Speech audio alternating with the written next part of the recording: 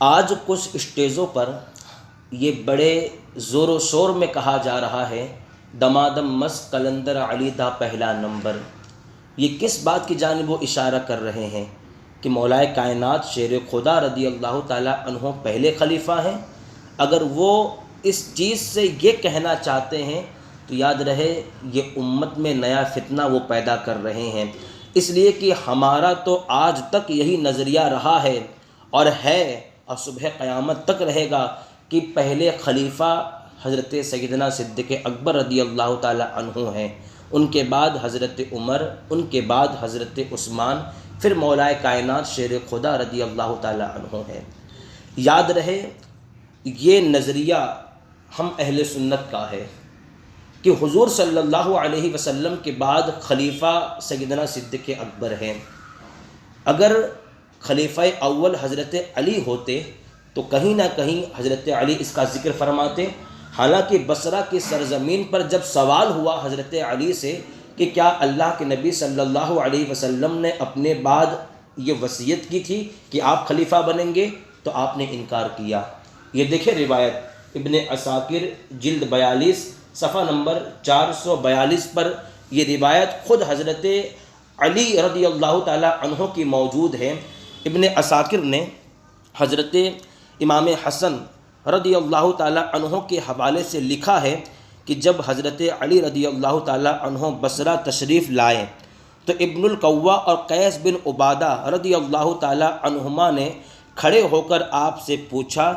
کہ آپ ہمیں یہ بتلائیے کہ بعض لوگ کہتے ہیں کہ رسول اکرم صلی اللہ تعالیٰ علیہ وسلم نے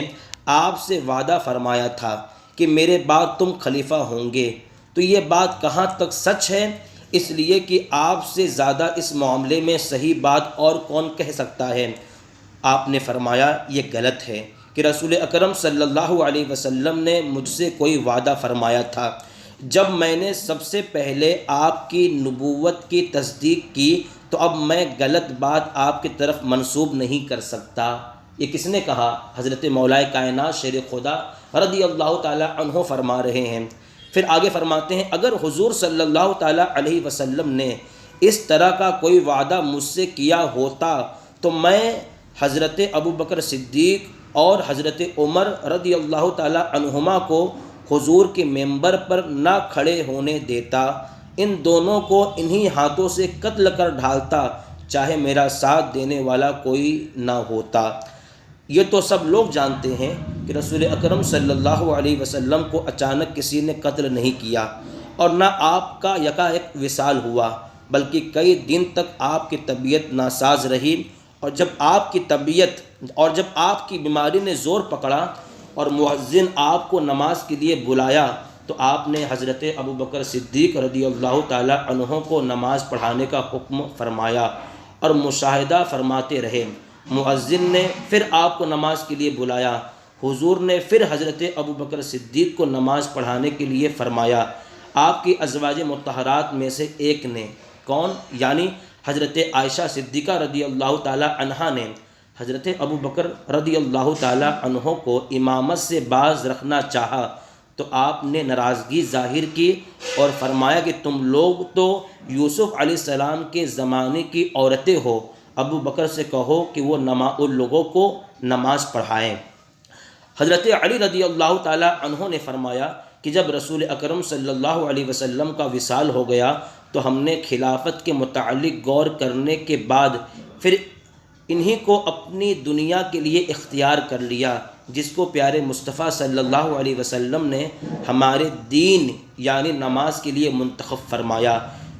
تھا، چونکہ نماز دین کی اصل ہے اور حضور دین و دنیا دونوں کے قائم فرمانے والے تھے۔ اس لیے ہم نے حضرت ابوبکر صدیق رضی اللہ تعالیٰ عنہ کے ہاتھ پر بیعت کر لی، اور سچی بات یہی ہے کہ وہی اس کے اہل تھے، اسی لیے کسی نے آپ کی خلافت میں اختلاف نہیں کیا اور نہ کسی نے کسی کو نقصان پہنچانے کا ارادہ کیا اور نہ کسی نے آپ کی خلافت سے روگردانی کی۔ اسی بنا پر میں نے بھی آپ کا حق ادا کیا اور آپ کی اطاعت کی۔ میں نے آپ کے لشکر میں شریک ہو کر کافروں سے جنگ کی، مال غنیمت یا بیت المال سے جو آپ نے دیا وہ ہم نے بخوشی قبول کیا، اور جہاں کہیں آپ نے مجھے جنگ کے لیے بھیجا میں گیا اور دل کھول کر لڑا، یہاں تک کہ ان کے حکم سے شرعی سزائیں بھی دی، یعنی حدود جاری کیے۔ یہ روایت اور یہ بیان خود حضرت علی رضی اللہ تعالی عنہ کا ہے۔ آپ نے خود اس بات کو بالکل واضح فرما دیا کہ میں اللہ کے نبی صلی اللہ علیہ وسلم کے بعد سرکار علیہ الصلوۃ والسلام نے میرے لیے کوئی وصیت نہیں فرمائی کہ میں خلیفہ بنوں، لہذا آپ نے خود یہ ارشاد فرمایا کہ ہم نے حضرت سیدنا صدیق اکبر رضی اللہ تعالی عنہ کی خلافت کو تسلیم کیا، اس لیے کہ جب حضور صلی اللہ علیہ وسلم نے ہمارے دین کا جب انہیں امام بنا دیا تو ہم نے انہیں اپنے خلافت کے معاملے میں انہیں اپنا پہلا خلیفہ بنا دیا۔ تو لہذا یہ جو لوگ شور کر رہے ہیں کہ پہلا خلیفہ حضرت مولائے کائنات ہیں، یہ سراسر ایک نیا فتنہ وہ پیدا کر رہے ہیں۔ یاد رہے ہم اہل سنت کا یہی عقیدہ، یہی نظریہ ہے کہ پہلے خلیفہ حضرت ابوبکر صدیق ہیں، ان کے بعد حضرت عمر، ان کے بعد حضرت عثمان، اور پھر ان کے بعد مولائے کائنات شیر خدا حضرت علی المرتضیٰ رضی اللہ تعالی عنہ ہیں۔